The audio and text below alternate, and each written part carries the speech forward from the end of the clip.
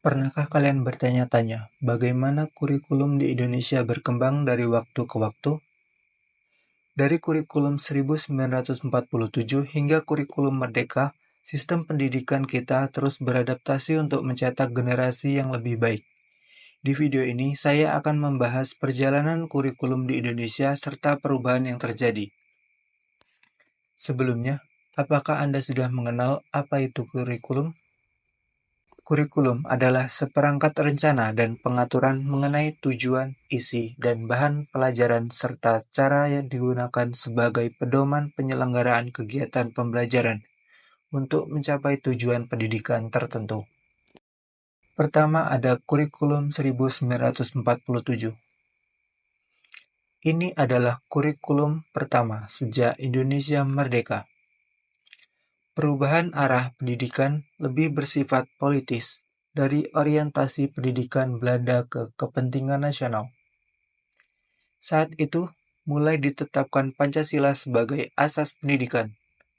Kurikulum ini juga disebut dengan Rencana Pembelajaran 1947, namun baru dilaksanakan pada tahun 1950. Karena kurikulum ini lahir di kala Indonesia baru merdeka, maka pendidikan yang diajarkan lebih menekankan pada pembentukan karakter manusia Indonesia merdeka, berdaulat, dan sejajar dengan bangsa lain di muka bumi. Fokus Rencana Pelajaran 1947 tidak menekankan pendidikan pikiran, melainkan hanya pendidikan watak, kesadaran bernegara dan bermasyarakat. Yang kedua ada Kurikulum 1952. Kehadiran kurikulum ini merupakan penyempurnaan dari kurikulum sebelumnya, dengan merinci setiap mata pelajaran sehingga dinamakan Perencana Pelajaran Terurai 1952. Kurikulum ini sudah mengarah pada suatu sistem pendidikan di Indonesia seperti setiap pelajaran dihubungkan dengan kehidupan sehari-hari. Silabus mata pelajaran menunjukkan secara jelas bahwa seorang guru hanya mengajar satu mata pelajaran. Yang ketiga ada Kurikulum 1964. Pemerintah kembali menyempurnakan sistem kurikulum pada 1964 yang dinamakan Rencana Pendidikan 1964. Kurikulum ini bercirikan bahwa pemerintah mempunyai keinginan agar rakyat mendapatkan pengetahuan akademik untuk pembekalan pada jenjang SD atau sekolah dasar. Sehingga pembelajaran dipusatkan pada program Pancawardhana, yaitu pengembangan moral, kecerdasan emosional atau artistik, keprigelan atau keterampilan, dan jasmani. Yang keempat ada Kurikulum 1968. Kurikulum pertama pada era Orde Baru, bersifat politis dan dimaksudkan untuk menggantikan Rencana Pendidikan 1964, yang dicitrakan sebagai produk Orde Lama. Kurikulum ini bertujuan membentuk manusia Pancasila sejati, kuat, dan sehat jasmani, mempertinggi kecerdasan dan keterampilan jasmani, moral, budi pekerti, dan keyakinan beragama. Kurikulum 1968 merupakan perwujudan dari perubahan orientasi pada pelaksanaan Undang-Undang Dasar 1945 secara murni. Cirinya, muatan materi pelajaran bersifat teoretis, tidak mengikat dengan permasalahan faktual di lapangan. Titik beratnya pada materi apa saja yang tepat diberikan kepada siswa di setiap jenjang pendidikan. Isi pendidikan diarahkan pada kegiatan mempertinggi kecerdasan dan keterampilan, serta mengembangkan fisik sehat dan kuat. Yang kelima ada Kurikulum 1975. Pemerintah kemudian menyempurnakan Kurikulum 1968 pada tahun 1975. Kurikulum ini menekankan pendidikan lebih efektif dan efisien.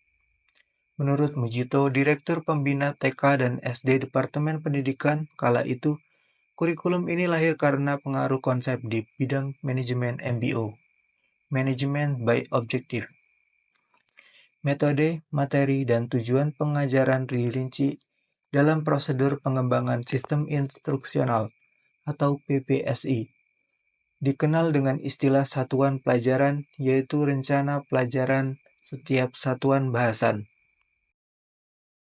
Yang keenam, Kurikulum 1984. Kurikulum 1984 mengusung pendekatan proses keahlian. Meski mengutamakan pendekatan proses, tapi faktor tujuan tetap penting. Kurikulum ini sering juga disebut dengan Kurikulum 1975 yang disempurnakan. Posisi siswa ditempatkan sebagai subjek belajar, yaitu mengamati sesuatu, mengelompokkan, mendiskusikan, hingga melaporkan.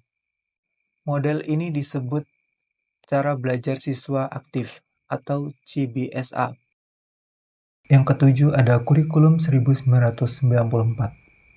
Pada tahun 1994, pemerintah memperbarui kurikulum sebagai upaya memadukan kurikulum-kurikulum sebelumnya, terutama kurikulum 1975 dan 1984. Namun perpaduan antara tujuan dan proses nampaknya belum berhasil. Akibatnya banyak kritik berdatangan disebabkan oleh beban belajar siswa dinilai terlalu berat, dari muatan nasional sampai muatan lokal, seperti bahasa daerah, kesenian, keterampilan daerah, dan lain-lain. Yang kedelapan ada Kurikulum 2004. Pada tahun 2004, diluncurkan kurikulum berbasis kompetensi atau KBK sebagai pengganti kurikulum 1994.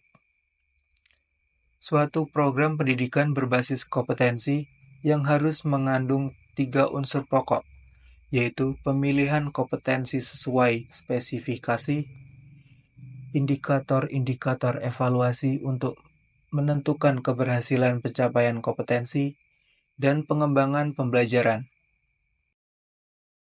KBK mempunyai ciri-ciri yang menekankan pada ketercapaian kompetensi siswa baik secara individual maupun klasikal. Berorientasi pada hasil belajar dan keberagaman. Kegiatan belajar menggunakan pendekatan dan metode bervariasi.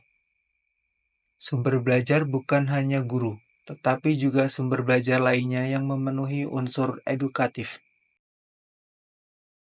Yang kesembilan ada Kurikulum 2006. Kurikulum ini hampir mirip dengan Kurikulum 2004. Perbedaan menonjol terletak pada kewenangan dalam penyusunannya, yaitu mengacu pada jiwa dari desentralisasi sistem pendidikan Indonesia. Pada Kurikulum 2006, pemerintah pusat menetapkan standar kompetensi dan kompetensi dasar. Guru dituntut mampu mengembangkan sendiri silabus dan penilaian sesuai kondisi sekolah dan daerahnya. Hasil pengembangan dari semua mata pelajaran dihimpun menjadi sebuah perangkat. Kurikulum ini juga dinamakan Kurikulum Tingkat Satuan Pendidikan atau KTSP. 10 ada Kurikulum 2013. Kurikulum ini adalah pengganti kurikulum KTSP.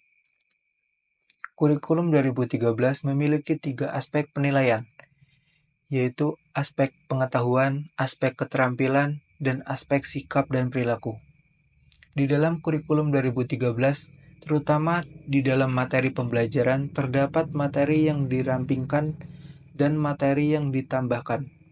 Materi yang dirampingkan terlihat ada di materi bahasa Indonesia, IPS, PKN, dan sebagainya.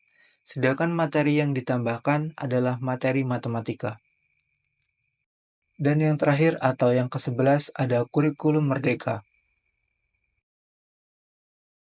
Kurikulum Merdeka merupakan kurikulum dengan pembelajaran intrakurikuler yang beragam dengan konten yang lebih optimal agar peserta didik memiliki cukup waktu untuk mendalami konsep dan menguatkan kompetensi. Dalam proses pembelajaran, guru memiliki keleluasaan untuk memilih berbagai perangkat pembelajaran sehingga pembelajaran dapat disesuaikan dengan kebutuhan belajar siswa dan minat belajar peserta didik. Di dalam kurikulum ini, terdapat proyek untuk menguatkan pencapaian profil pelajar Pancasila. Kemudian dikembangkan berdasarkan tema tertentu yang ditetapkan oleh pemerintah. Proyek ini tidak bertujuan untuk mencapai target capaian pembelajaran, sehingga tidak terkait pada konten mata pelajaran. Kurikulum Merdeka mengacu pada pemikiran Ki Haji Dewantara tentang pendidikan yang berpusat pada peserta didik. Demikian pembahasan kita tentang kurikulum yang ada di Indonesia. Setiap perubahan tentu memiliki tujuan untuk meningkatkan kualitas pendidikan. Semoga informasi ini bermanfaat dan dapat menambah wawasan kita semua. Sampai jumpa di video selanjutnya.